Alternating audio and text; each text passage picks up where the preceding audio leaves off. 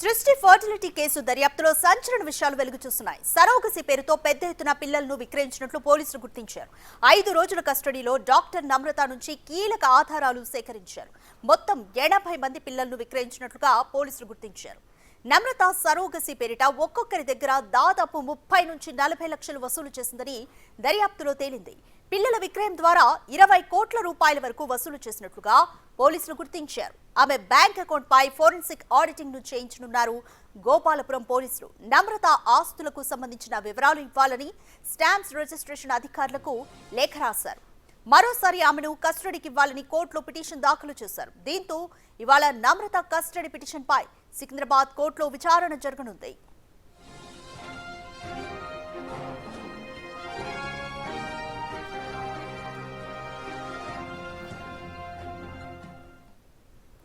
More details మా ప్రతినిధి సురేష్ అందిస్తారు.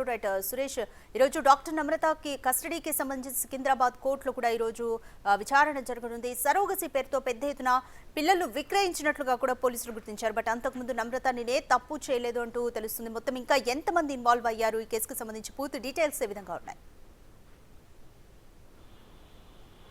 సృష్టి ఫర్టిలిటీ కేసులో అనేక సంచలన విషయాలు దర్యాప్తులో బయటపడుతున్నాయి. ఇప్పటికే ఈ కేసులో మొత్తం 27 మంది నిందితులను పోలీసులు అరెస్ట్ చేసి రిమాండ్కి తరలించారు. అందులో కస్టడీకి ముగ్గురు తీసుకొని నమ్రతతో పాటు కళ్యాణి, సంతోష్ని కూడా విచారించి ఆ తర్వాత మళ్ళీ జైలుకి పంపించడం జరిగింది.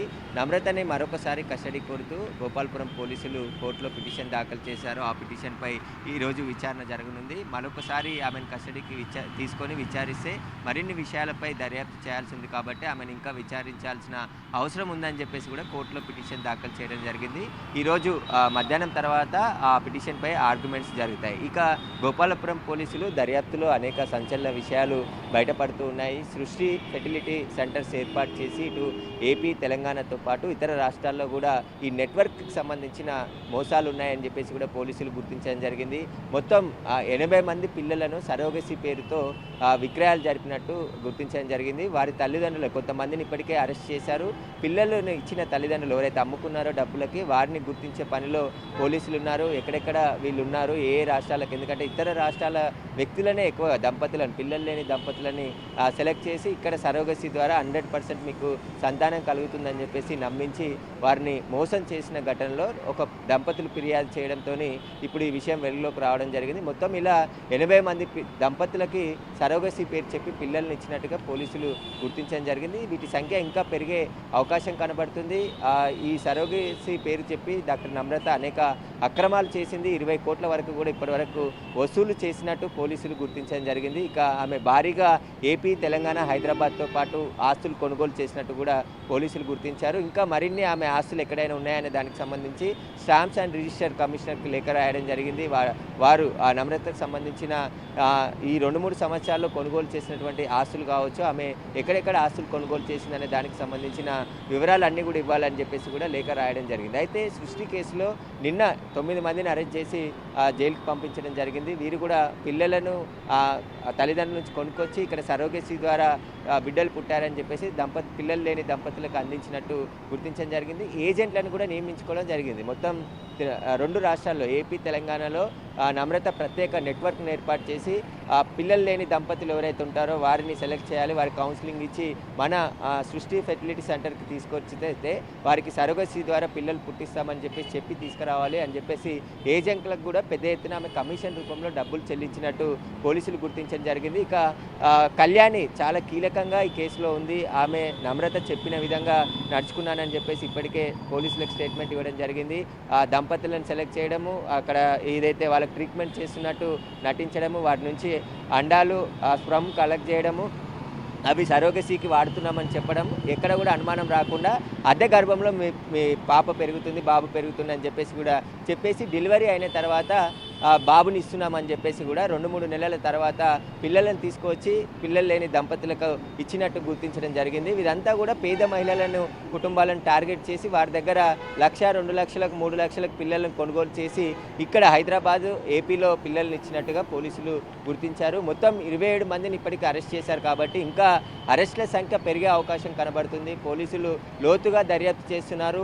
ఈ కేసును సిఐడికి కూడా అప్పజెప్పే అవకాశాలు కూడా కనబడుతున్నాయి. ఎందుకంటే ఇతర రాష్ట్రాలకు నమ్రతకు సంబంధించిన ముఠా సభ్యులు ఇందులో ఇన్వాల్వ్మెంట్ ఉంది కాబట్టి మొత్తం ఇతర రాష్ట్రాల్లో కూడా ఇన్వెస్టిగేషన్ చేయాల్సి ఉంటుంది కాబట్టి ఒకవేళ అవసరమైతే సిఐడికి కూడా ఈ కేసును బదలాయించి అక్కడ దర్యాప్తు చేసే అవకాశం ఉంటుంది. కానీ ఇప్పుడు ప్రస్తుతం గోపాలపురం పోలీసుల ఇన్వెస్టిగేషన్లో అనేక సంచలన విషయాలు బయటకు వస్తున్నాయి. ఒక్కొక్క అంశం పైన పోలీసులు లోతుగా దర్యాప్తు చేస్తున్నారు. ఎవరైతే పిల్లల్ని కొనుగోలు చేసిన దంపతులు ఉన్నారో వారి వివరాలన్నీ కూడా గోప్యంగా ఉంచుతున్నారు. ఎందుకంటే ధైర్యంగా ముందుకు రావాలి. నమ్రతకు సంబంధించిన మోసపోయిన దంపతులు ఎవరైనా ఉంటే వారు పోలీసులకు ఫిర్యాదు చేస్తే మేము కేసు నమోదు చేసి దర్యాప్తు చేస్తామని చెప్పేసి కూడా పోలీసులు చెప్తున్నారు. ఇక ఇప్పటికే 6 కేసులు నమోదయ్యాయి. ఈ నమ్రతకు సంబంధించిన సృష్టి ఫెర్టిలిటీకి సంబంధించి గోపాలపురం పోలీస్ స్టేషన్లో 6 కేసులు నమోదయ్యాయి. మొత్తం తెలంగాణ వ్యాప్తంగా ఆమెపై ఇప్పటి వరకు దాదాపు 15 నుంచి 18 కేసులు నమోదైనట్టు తెలుస్తుంది. గతంలో కూడా ఈ హాస్పిటల్ని సీజ్ చేసినప్పటికీ మళ్ళీ వైద్య శాఖ అధికారులు ఎలా అనుమతులు ఇచ్చారు, ఆమె ఎట్లా నెట్వర్క్ని పెంచుకుంది, ఎక్కడెక్కడ లంచాలు ఇస్తుంది, వాటికి సంబంధించిన పూర్తి వివరాలు కూడా పోలీసులు రాబట్టే ప్రయత్నం చేస్తున్నారు. ఇకనైనా నమ్రత పైన కఠిన చర్యలు తీసుకోవాలి. పిల్లలు లేని దంపతులను టార్గెట్గా చేసుకొని ఇంత పెద్ద మొత్తంలో మోసం చేసింది కాబట్టి ఆమెపై కఠినంగా చర్యలు తీసుకోవాలి. ఇలాంటి ఫెర్టిలిటీ సెంటర్స్ పైన కూడా వైద్య శాఖ సంబంధించిన అధికారుల నిఘా ఉండాలి. ఏం చేస్తున్నారు, ఎలాంటి ట్రీట్మెంట్ ఇస్తున్నారు, తప్పుడు ప్రిస్క్రిప్షన్స్, ఎందుకంటే ఒక డాక్టర్ పేరు పైన ఇంజెక్షన్స్ మందులు కొనుగోలు చేసి వాటికి ఇచ్చినట్టు కూడా ఇప్పుడు దర్యాప్తులో తేలింది. నమ్రతపై ఆ డాక్టర్లు కూడా మా అనుమతి లేకుండా మా లెటర్ ప్యాడ్ వాడుకొని మందులు ఇంజెక్షన్స్ కొనుగోలు చేసి వారికి పేషెంట్లకు ఇచ్చారని చెప్పేసి కూడా ఫిర్యాదు చేయడం జరిగింది. వాటిపైన కూడా గోపాలపురం పోలీస్ స్టేషన్లో కేసు నమోదైంది. అయితే పోలీసులు సోదాలు చేసిన సమయంలో అనేక డాక్యుమెంట్స్, ఇతర డాక్టర్లకు సంబంధించిన లెటర్ ప్యాడ్లు ఇవన్నీ కూడా ఎలా వచ్చాయి నమ్రతకు అనే దానికి సంబంధించి దర్యాప్తు కొనసాగుతుంది. ఇక గాంధీ హాస్పిటల్లో పనిచేసే ఒక వైద్యుడు కూడా మత్తు ఇంజెక్షన్స్ ఇచ్చేందుకు ఇక్కడికి హాస్పిటల్కి వచ్చేవాడని చెప్పేసి కూడా గుర్తించడం జరిగింది. ఓవరాల్గా అయితే లోతుగా ఇన్వెస్టిగేషన్ చేస్తున్నారు. మరిన్ని అరెస్టులు అయ్యే అవకాశం కూడా కనబడుతుంది. Thanks for the update Suresh. సృష్టి ఫర్టిలిటీ కేసుకి సంబంధించి మొత్తం 80 మంది పిల్లలను సరోగసి పేరిట విక్రయించినట్లుగా తెలుస్తుంది. అయితే సరోగసి పేరిట ఒక్కొక్క దంపతుల నుంచి 30 నుంచి 40 లక్షల వరకు హాస్పిటల్ యాజమాన్యం వసూలు చేసినట్టుగా తెలుస్తుంది. మరోవైపు డాక్టర్ నమ్రత బ్యాంక్ అకౌంట్ ని కూడా గోపాలపురం పోలీసులు ఆడిట్ చేయనున్నారు.